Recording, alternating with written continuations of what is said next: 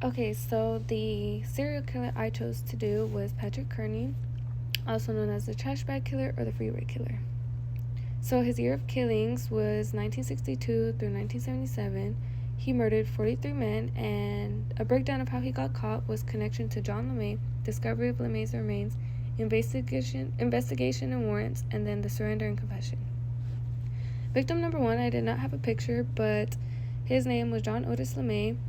His date of death was March 13 of 1977, and a little background on him was he was just 17 years old, and his discovery was March 18 of 1977. The murder of LeMay was the crime for which Kearney was arrested. Victim number 2, Oliver Peter Molitor. His date of death was March 21st of 1976. He was just 13 years old. His body was never found, and he was picked up while hitchhiking. Victim number 3, Arturo Ramos. His date of death was February 26, 1977. He was 24 years old and was found March 3rd of 1977. He was shot and then dismembered. So, life history of my killer. Patrick Kearney was the trash bag killer, or also known as the freeway killer. He committed his murders in California during the 1970s to the 1980s. He was born September 24th. He had a bad childhood, and his father was very abusive. Many of his killings were people who were hitchhikers or runaways. He would lure his victims or even offer them rides. He would dismember their bodies and even dispose them in trash bags. In 1980, Kearney was pleaded guilty to multiple murders. He was sentenced to life in prison without possibility of parole. Over the past few years, he has given information about his crimes but has not showed no empathy for his victims whatsoever. So this is video number 1 and video number 2. Pieces of evidence used to convict the killer. Number 1 is victim testimonies. One of Kearney's victims managed to escape and report him to the police. They reported the details of their encounter, which helped law enforcement start a case. Number 2 would be physical evidence. Investigators found physical evidence at Kearney's residence. This included items belonging to the victims. Number 3 would be body remains. The remains of many victims were discovered in trash bags in many different locations. Number 4 would be confession. Kearney confessed to many murders.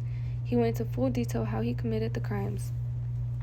5 would be forensics analysis, which they used DNA testing, which was less advanced at the time, but it helped gain evidence linking Kearney to his crimes. And number 6 would be behavioral patterns. So law enforcement saw patterns in Kearney's behavior which matched the circumstances surrounding the disappearing of the victims. So I chose this serial killer because I was interested in the psychological factors that may have contributed to his behavior. I wanted to gain a desperate understanding of his criminal behavior and the consequences. This made me curious to research the real life of Patrick Kearney, and I also chose him because I wanted to be informed about his victims and why he did what he did. So this is my video blog.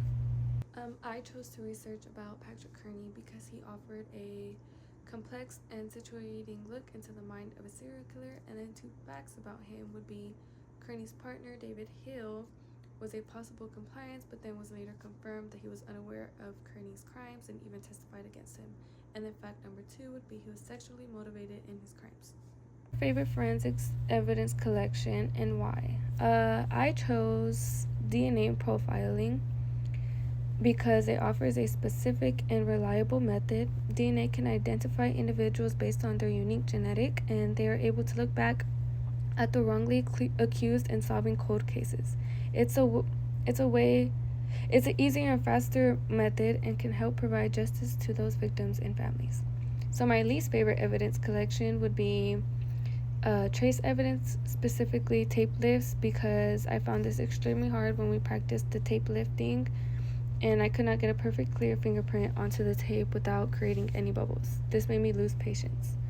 So these are my citations, and that's the end of my presentation.